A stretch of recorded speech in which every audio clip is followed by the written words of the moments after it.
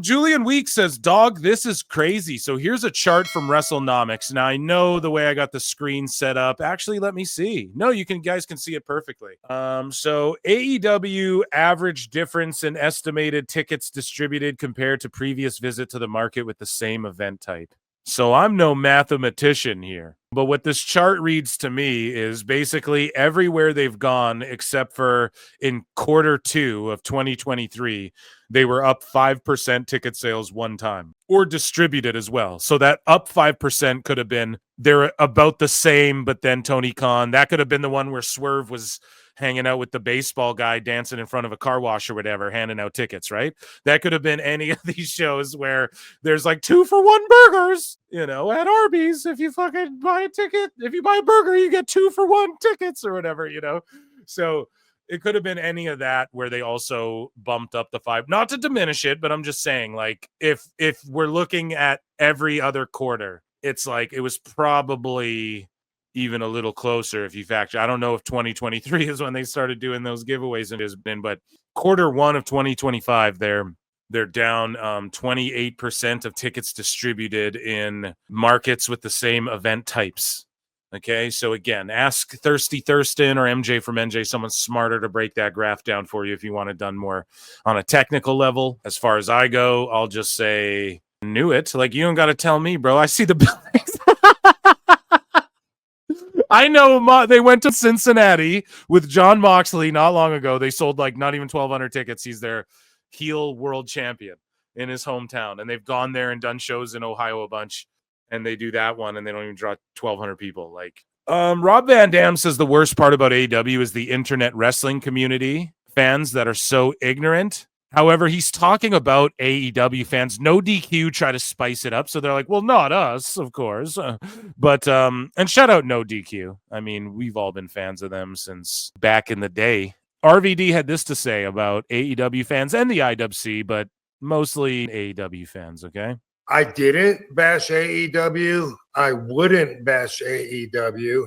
And it seems to me by far the worst. And his hand's to God, dude. His hand is to God. Part about AEW, and I hope this quote gets picked up, is the fans on IWC.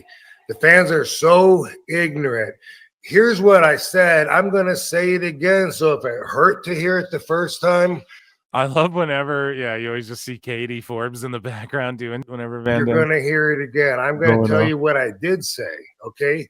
My whole career in ECW, even before that, the matches that Sabu taught me were garbage matches, which included all the weapons and gore and even Sabu, he's all scarred up and he would jump at the barbed wire, but he would always use weapons as like, he always innovated with them, he always incorporated it more into his arsenal rather of like moves. Oh, I'll jump off the chair to the outside, this asshole is using barbed wire, whatever. But Sabu was always, and yes, he did the silly like flaming ropes matches, and that was sort of his gimmick. But all the stories like are there of Sabu being like, no, these guys are garbage wrestlers, and like everybody's told that story. He was a hater on a lot of the ECW guys, even Sabu was, and you got to remember that. And Sabu was very like innovative with how he'd use weapons for the most part. It wasn't just like hit a nail bat into your back or whatever. Had wrestlers that didn't even have to know how to wrestle to be in the match. Okay, those have always been at the bottom of the list of my favorite matches. That's my opinion. If you don't think I have a right to say that because I was in ECW. So here's the thing. Those matches, especially the ones that have like thumbtacks, glass, fire, fish hooks, and when they have the competitors in there that don't do a single wrestling move and they don't even have to know how to wrestle, quote, to me, that's not wrestling. The more AEW does things like that, like the Jon Moxley spiked bat thing. And I think that they're heading in that direction more. And I think WWE is heading into more like old school WWE storytelling in the ring and less of let's stick a knife through someone's cheek burn their house down, go for shock value. The more that they seem to be two separate styles, which I'm fine with, the more I personally would rather have RVD the wrestler associated with WWE. Now, if you the fact he even has to explain this like this is absolutely insane. You know, shout out RVD. Again, one of my all-time faves. Another guy who, when he won that world championship, I could not believe it. You know, it was just one of those guys where there was a couple of them, like when Edge and RVD won, those were guys where you were like, finally, you're like, oh my God, they actually are going with them, you know? If you heard that and you still feel like I'm bashing AEW, you need to check yourself. You're way too defensive, because I'm not. And I'm not even bashing that spot. I don't like that spot. And then, but the people don't understand. The fans are so challenged that they hit me with things, you know, like, well, if you did that kind of stuff and you're saying you don't like it, you're a hypocrite. That's not what a hypocrite is. Yeah, it's not at all. Like, even if Van Dam did a spike bat spot, he's not hypocritical for saying, I don't like to do that, right? It's like, ask a plumber if he likes going to people's houses and plunging and dealing with their poop all day. I'm sure he doesn't particularly like that, but he's got a family to feed or whatever, right? He went to trade school or whatever. So, yes, like you do sometimes you don't want to do. That's in every job too. Hey, you're on the fryers today. You got to empty the grease. You got to empty the shit in the grease trap or whatever. You got to go to the grease bin today. It's your turn. No one wants to do that, but you just got to do it, right? You don't get a paycheck. That's the point. The fact, it just, God damn it. You know, the fact Van Dam even has to explain this is insane. So here's Fumble Tony, which I love. I love this awful. I don't know how you made this. Maybe this is AI. I don't know, but this is definitely getting lifted for a thumbnail. No, I'll ask him first for sure. But so the death of AEW collision rating, 335,000 even, and a 0.08 in the demo. The demo's falling off. The demo god, dude, it's falling off. Oh no, it's falling off. The demo is falling off. We knew this would happen too. When Tony Khan talked about, like, oh, I met up with all these older guys when I was a kid, and we covered that the last show, the people he was meeting up with, those are the people who are into that, like, old New Japan and the death metal, like, that you could only get on YouTube and stuff for like a decade there until AEW came around and until like wrestling and streaming became more like prominent, you know, and you could like really access wrestling. People were doing like weekly YouTube shows, and right, there was like a decade there where it was, you saw clips on X, or you had to, like, a friend had a New Japan World password he shared with you, and then people were still like ripping matches and they'd upload it to YouTube, and then New Japan would strike them or whatever. Right now you have companies that just exist on YouTube, right? That generation there is skewing older, and they're the ones who like AEW. And you're going to see all the young people are like, WWE's cooking. Because let's say AEW did get some younger kids into wrestling, and they're looking at WWE and they want to be a part of that. I think the numbers don't lie, and that's some of the proof in the pudding. Although the key demo, we don't get hung up on it, but Meltzer's always like, oh, and then he uses the lie. So when the key demo was up on cable, he's just like, oh yeah, you know, it was up, the big boost. And I think it's because he starts attributing it to like AEW. And then when the key demo's lower, this is what he did before. Again, as we chronicled on the show, Dave Meltzer was like, oh, the young people are watching on Max, right? It's in the vault somewhere. I got so much Dave in my brain, I had to like go into different boxes, right? Different lock boxes in the brain. But he said the youngsters they're more likely skewed over watching on Max. So now he's just going to say, well, the young people are just watching on Max. They're not watching on TV. But then when it was high, after he said that, they were higher because of that big lead in from like the basketball or whatever. And then he's like, oh, I mean, he was like attributing it to AEW, like why the key demo would be higher. And we covered all that already. I don't remember the exact details. You guys go back, watch the show, or find it in a clip or something. But anyways, thank you, Awful, with the ratings there. So this guy here, well, okay, no, let's do Tony Khan announcing this Moxley match here, okay? So first, he announces Moxley versus Shibata, and Tony says, after the Ops intervened in AEW World Title match at Dynasty, today Katsuyori Shibata has issued a challenge for a one-on-one match versus Jon Moxley. This match is set for Dynamite tonight. So, okay, Moxley murders people, runs away, kidnaps. He's like a coward who hides the belt and is like, it's in a briefcase. Actually, it might not even be in here. And all of that stuff, but he's just accepting open challenges. Now, it's not for the title. Okay, who cares?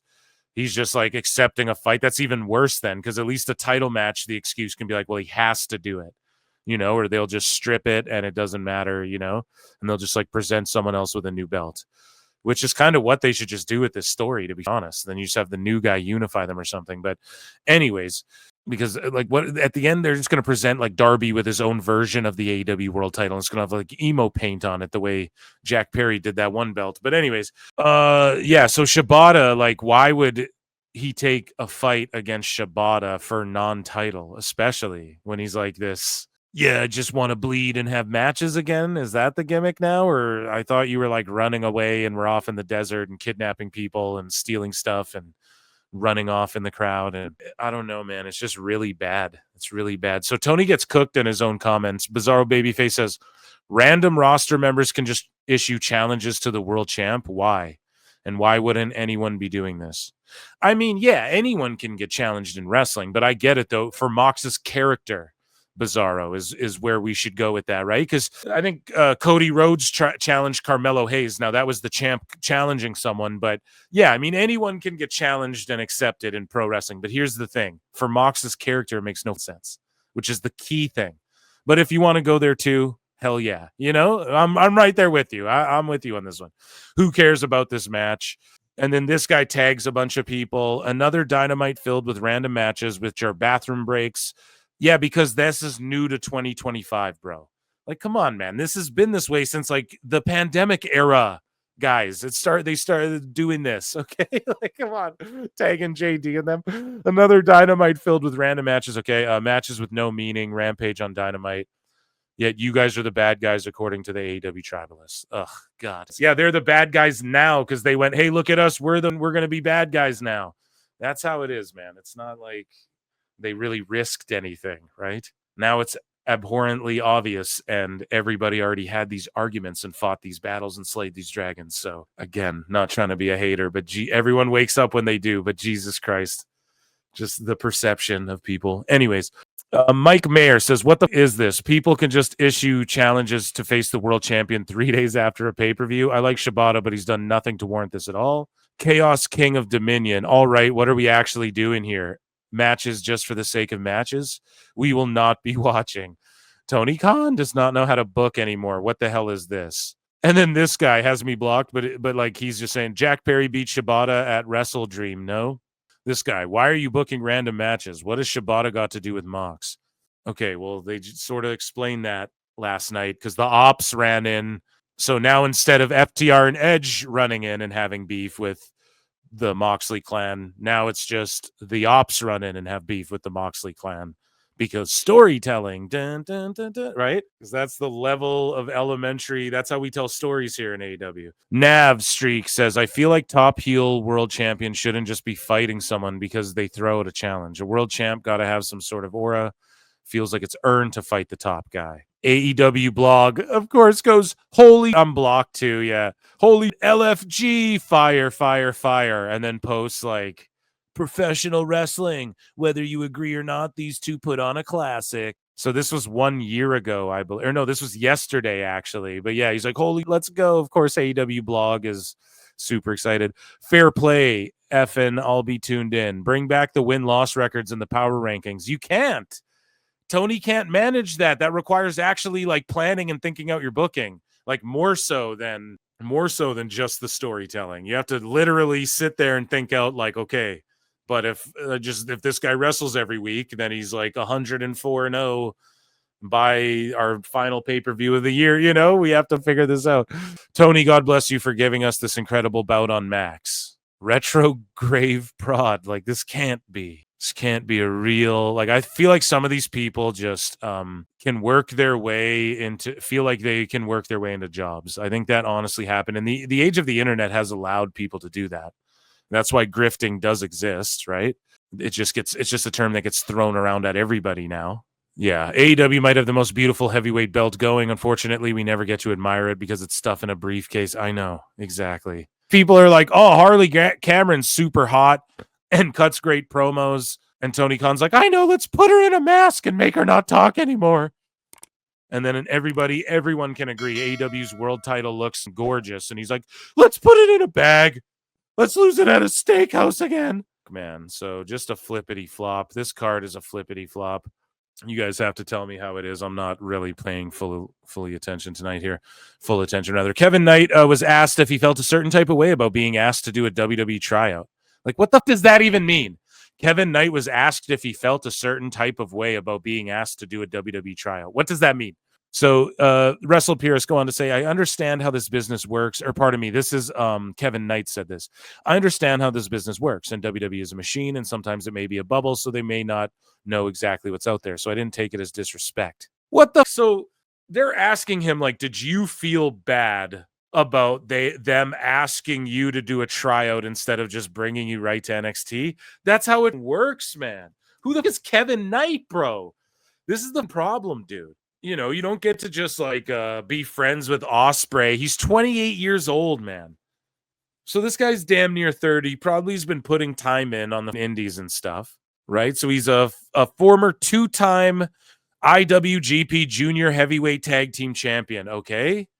He's made appearances in MLW, Game Changer, TNA, and Ring of Honor. So he's an indie guy. So who the f would he feel some type of way? And I'm glad he doesn't feel any type of way, but I don't know. What kind of question is that, bro? Like, I just had Ben Bishop on the pod. It's like, Ben, did you feel a type of way when they asked you, because you wrestled Nick Nemeth and Top Dollar and all these big names on the indies, and they asked you to do a tryout?